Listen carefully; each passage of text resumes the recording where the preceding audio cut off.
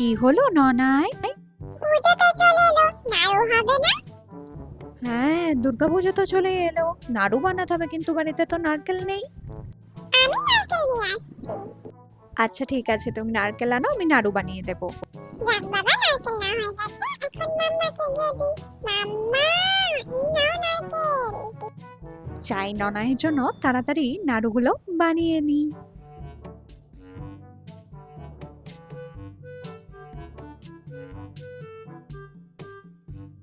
ননাই, এই নাও, তোমার জন্য কত নাড়ু এনেছি দেখো।